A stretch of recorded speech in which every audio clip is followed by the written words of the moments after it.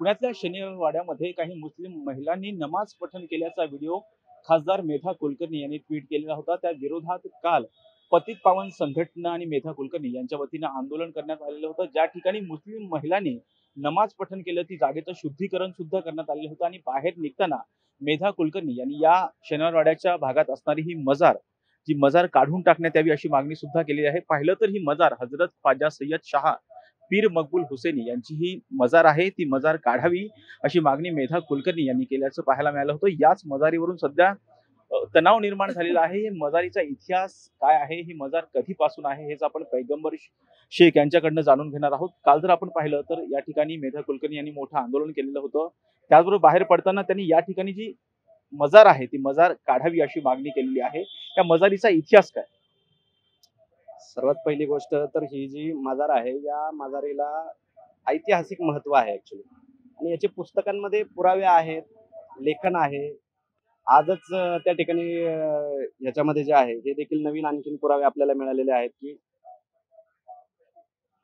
बुजुर्गाने दीन पुन्हा 1936 मध्ये त्याच्यामध्ये देखील जे आहे ह्या मजारीचा जो आहे तो उल्लेख आहे। त्याही पलीकडे जाऊन पुण्याचा शनिवारवाडा नावाचं एक पुस्तक लिहिलेलं आहे, ठीक आहे। ते पुस्तक लिहिलेलं आहे रमेशजी नेवसे यांनी। ते पुस्तक कुठला शेख खान सय्यद पठाण वगैरे यांनी काही लिहिलेलं नाहीये। त्या पुस्तकामध्ये स्पष्टपणे लिहिलेलं आहे दिल्ली दरवाजाच्या पूर्वेस असलेल्या वडाच्या झाडाजवळ एक छोटा दरवाजा आहे, त्यास मस्तानी दरवाजा किंवा बाजीरावचा नातू अली बहादूर याच्या नावाने ओळखतात, ठीक आहे। आता हे वडाचं झाड आहे तुमच्या मागे आणि त्याच्या मागे तो दरवाजा आहे। या मस्तानी दरवाजाच्या बाहेर सुमारे 700 वर्षापूर्वीची हजरत मकबूल हुसेन शाह बुखारी यांची कबर असून मस्तानी रोज त्या कबरीची पूजा करत असे, असं ह्या पुस्तकामध्ये लिहिलं। आणि हे पुस्तक कुठल्या मुस्लिमाने लिहिलेलं नाही। दुसरं पुस्तक आपल्याकडे आहे, ते पुस्तक आहे हरवलेले पुणे। आता हे जे पुस्तक आहे हे लिहिलेलं आहे अविनाश सौजी यांनी, ठीक आहे। आता या पुस्तकामध्ये शनिवारवाडा 1760 साली कसा दिसतो त्याचा मॅप दिलेला आहे।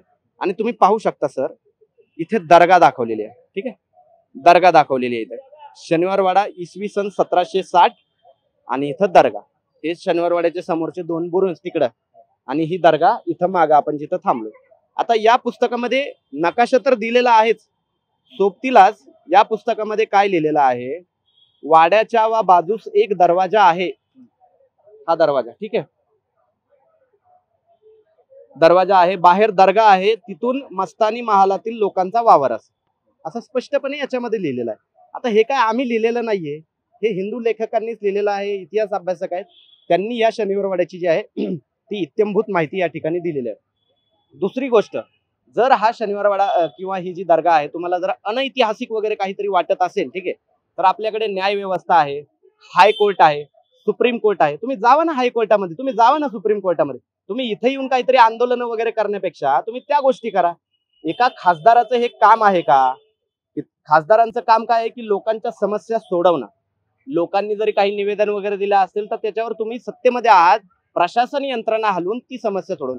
खासदार स्वतः झेंडा घेऊन आंदोलनामध्ये उतरतात, मग आंदोलन करायची कुणी? विरोधकांना काही काम बाकी ठेवणार आहेत का नाही हे भाजपवाले, हा माझा प्रश्न आहे त्यांना।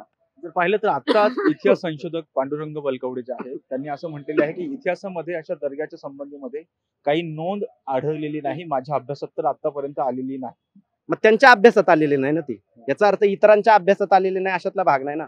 छत्रपती शिवाजी महाराजांच्या इतिहासामध्ये कृष्णा कुलकर्णीने छत्रपती शिवाजी महाराजांवर वार केला होता, हा इतिहास वारंवार लपवला जात होता। मात्र तो इतिहास जो आहे तो पुरोगामींनी, शिव फुले शाहू आंबेडकरी जे लोक आहेत त्यांनी उजागर केला आणि तो पुढे आणला। आणि तो काही जणांना अजूनही वाचायचा नसतो, काही जणांना अजूनही देखाव्यामध्ये दाखवायचा नसतो, घडलेला 5-7 मिनिटांमधला इतिहास यांना दाखवायचा नसतो। तर हा इतिहास हे कधी दाखवणार आणि कधी वाचणार, हा प्रश्न आहे माझा त्यांना।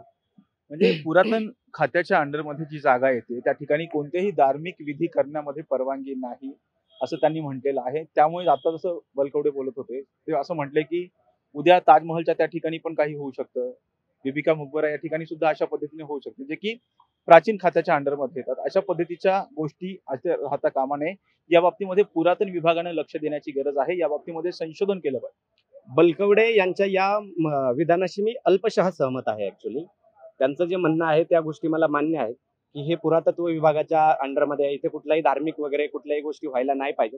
मात्र त्या कायदेशीर स्वरूपाने त्या गोष्टींवर बंधने आणली पाहिजे, हे आंदोलन करून नाही। 2014 पासून तुमचं सरकार आहे, 2014 पासून हे भारतीय पुरातत्व विभागामध्ये आहे, 2014 पासून तुमचं जे आहे भाजपचं सरकार आहे, पुरातत्व खातं तुमच्याकडे आहे. काय झोपा काढताय का मग तुम्ही एवढ्या दिवसापासून? काढा ना त्या ठिकाणी, त्यांना सांगा इथं पूजन वगैरे करू नका. मात्र हे न करताना या ठिकाणी ही दर्गा काहीतरी आणि ऐतिहासिक वगैरे आहे हे सांगणं कितपत योग्य आहे हा प्रश्न आहे. दुसरी गोष्ट, बरेच असे किल्ले आहेत, बरेच ठिकाणी जे आहेत ते महादेवांची मंदिर आहेत, महादेवांच्या पिंडी वगैरे आहेत, त्या ठिकाणी देखील महाशिवरात्रीला मोठ्या प्रमाणामध्ये लोक वगैरे जमा होतात. बऱ्याच ठिकाणी देवीचे मंदिर आहेत, नवरात्री उत्सवामध्ये त्या ठिकाणी जमा होतात. मग त्या बाबतीत देखील यांच्या याच भावना आहेत का, हा माझा प्रश्न आहे. मात्र त्या ठिकाणी जर महाशिवरात्रीला लोक जमा होत असतील, नवरात्रीला लोक जमा होत असतील, तर आमचा त्याच्यावर काही आक्षेप नाहीये. ऐतिहासिक ठिकाण आहे म्हणून लोक जमा होतात, त्याच्या पलीकडे लोकांचा काही दुसरा उद्देश नसतो. त्या भावना देखील आपण समजून घेतल्या पाहिजेत. मात्र जर त्याच्यावर काहीतरी चुकीच्या घटना घडणार असतील, असं जर काही होण्याच्या शक्यता वाटत असतील, तर पुरातत्व विभाग आहे, तुम्ही करा कारवाई. कोणी थांबवलंय तुम्हाला? कायदेशीर करा ना कारवाई. हे काय तुम्ही गर्दी जमा करणार, पोलिसांच्या अंगावर जाणार आणि मी खासदार आहे, महिला आहे असं दाखवणार? तुम्हीच कायदा मोडताय. पहिली गोष्ट, खासदारांनी कायद्याचं सगळ्यात पहिल्यांदा पालन केलं पाहिजे. खासदार स्वतः कायदा मोडत होते आणि त्यांनी कायद्याच्या भाषा कशासाठी कराव्या? या बाबतीमध्ये संशोधन म्हणजे पाहिलं तर हिंदू मुस्लिम समाजामध्ये या दर्ग्यावरून वाद होताना पाहायला मिळतो. खरं तर या बाबतीमध्ये संशोधन होणं गरजेचं आहे का? पुरातन खात्याने यामध्ये लक्ष अधिकच देण्याची गरज वाटते. या मुद्द्यावरून हिंदू मुस्लिमांमध्ये कुठल्याही पद्धतीचा वाद विवाद काहीच नाही, 1% देखील नाही. काल एवढी मोठी घटना या ठिकाणी घडली असं दाखवण्यात आलं मीडियावर. ठीक आहे, मीडियावर सगळीकडे न्यूज चालू होत्या.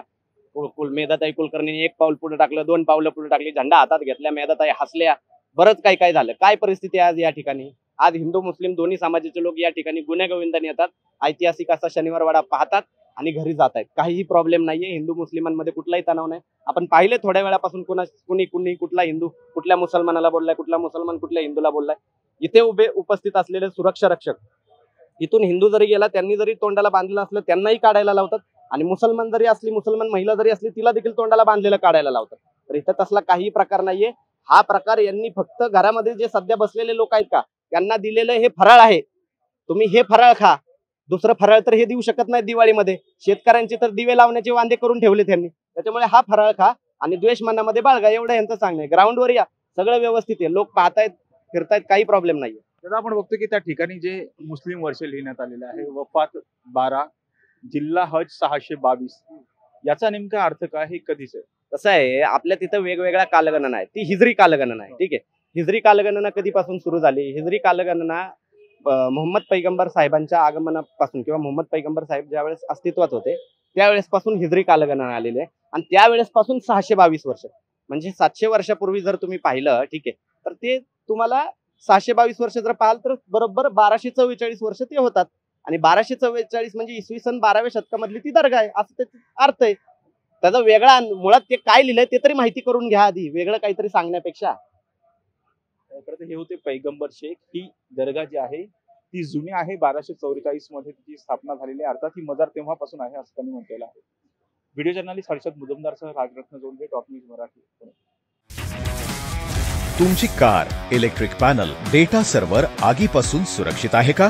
नाही? मग आजच बसवा F protect temperature activated fire suppression device.